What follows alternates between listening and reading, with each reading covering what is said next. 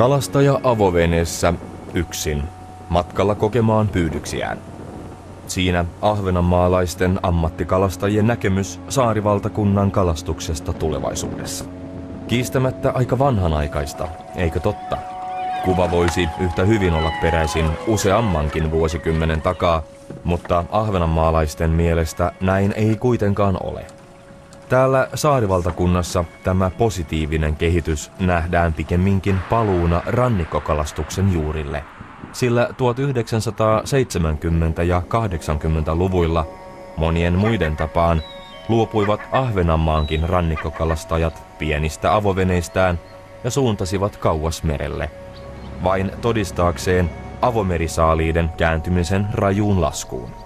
Niinpä vajaan vuosikymmenen kuluttua olivat monet kalastajista palanneet kotivesilleen, mutta niin asiakkaat kuin tärkeät lähimarkkinatkin olivat poissa. Tilalla oli keskittynyt piinkovaan kilpailuun ja massatuotteisiin perustuva globaali kalamarkkina. Eikä siinä kaikki. Meri, sekään ei enää ollut entisensä. Rannikkokalastuksen toimintaedellytykset ovat heikentyneet monesta syystä.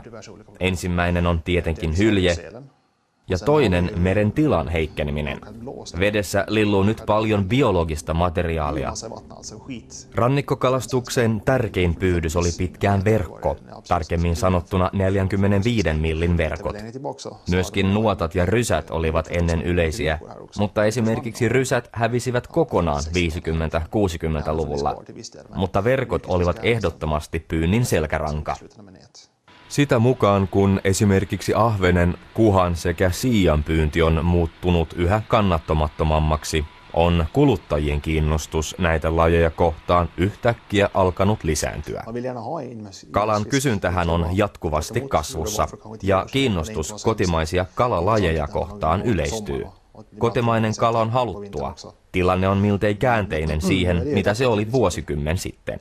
Nykyään ihmiset haluavat syödä kalaa muulloinkin kuin kesällä.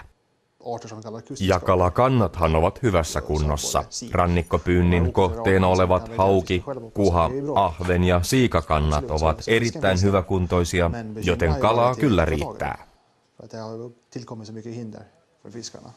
Nyt Ahvenanmaan ammattikalastajat hakevat siis perinteistä pyyntiteknologiaa hyödyntäen uusia pyydysratkaisuja, jotka paremmin vastaisivat nykytarpeita.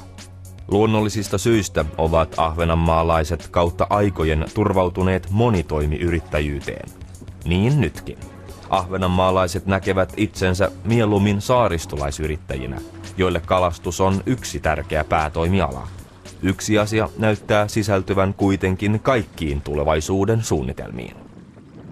Uskon, että itse pyyntiin käytettävää aikaa on tulevaisuudessa supistettava.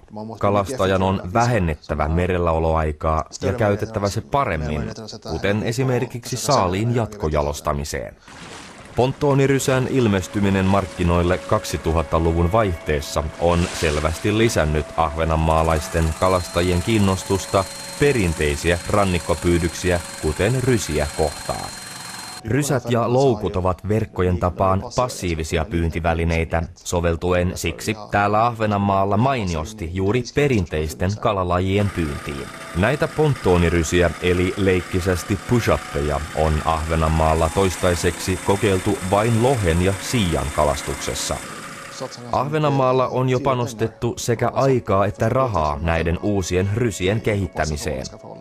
Olemme yrittäneet muokata niistä paremmin olosuhteisiimme sopivia. Ponttoonirysien yksi etu on niiden vaatima pieni työpanos.